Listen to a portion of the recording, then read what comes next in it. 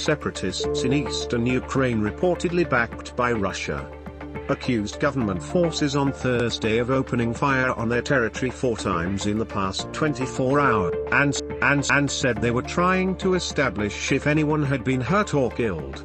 There was no immediate reaction from Ukraine. Fears of a Russian invasion of Ukraine are hype and hysteria, and the presence of Russian troops near the border with Ukraine is part of normal processes, Russia's deputy ambassador to the UN said in an interview. He said that if Russia was not attacked or provoked, it would not initiate a war. 3 U.S. Navy aircraft were intercepted by Russian planes in an unprofessional manner over the Mediterranean Sea last weekend, the Pentagon said. According to a U.S. official, one of the Russian planes came dangerously close to a U.S. aircraft. Police in the Canadian capital Ottawa warn truck drivers blockading the downtown court to depart or face arrest in crackdown, seeking to end a 3-week-old protest over COVID restrictions. Federal Public Safety Minister accused extremist teams of serving to manage protests at U.S. border crossings and repeated solutions that some actors wished to overthrow the Liberal government. At least 13 people have died after falling into a well during a wedding ceremony in the northern Indian state of Uttar Pradesh. Police said the victims, all women and children, were sitting on a metal slab covering the well when it collapsed under their weight. At least 94 people died in the historic Brazilian mountain town of Petropolis, local government officials said, after heavy rains caused mudslides that buried homes, streets and washed away cars and buses. The Hong Kong government plans to make up to 10,000 hotel rooms available for COVID-19 patients as the city battles a surge in cases, and local media reported the government will make testing compulsory from March.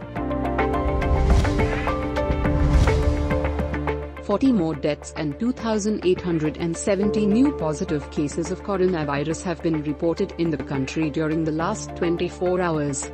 According to statistics issued by National Command and Operations Center, the positivity ratio remained 5.5%. The United States has no choice but to work with Pakistan on the way ahead in Afghanistan, says a senior U.S. official while elucidating the Biden administration's new policy for the At a discussion at the U.S. Institute of Peace in Washington, U.S. Special Representative for Afghanistan Tom West acknowledged Pakistan's role in arranging a peace deal with the Taliban, but also complained that Islamabad often ignored Washington's suggestions.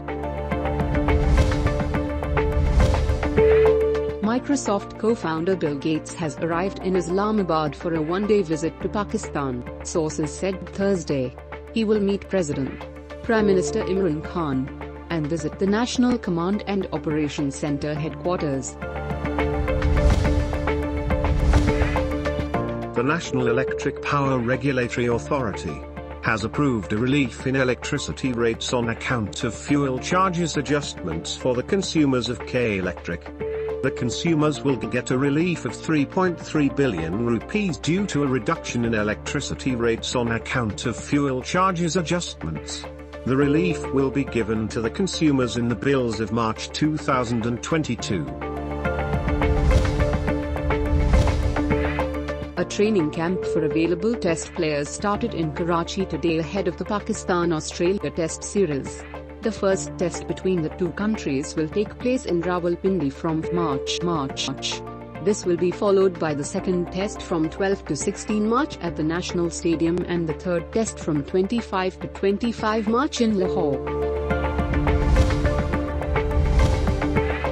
China is aiming to eclipse a new national launch record set last year while also completing its 3-module space station with 6 related missions in 2022.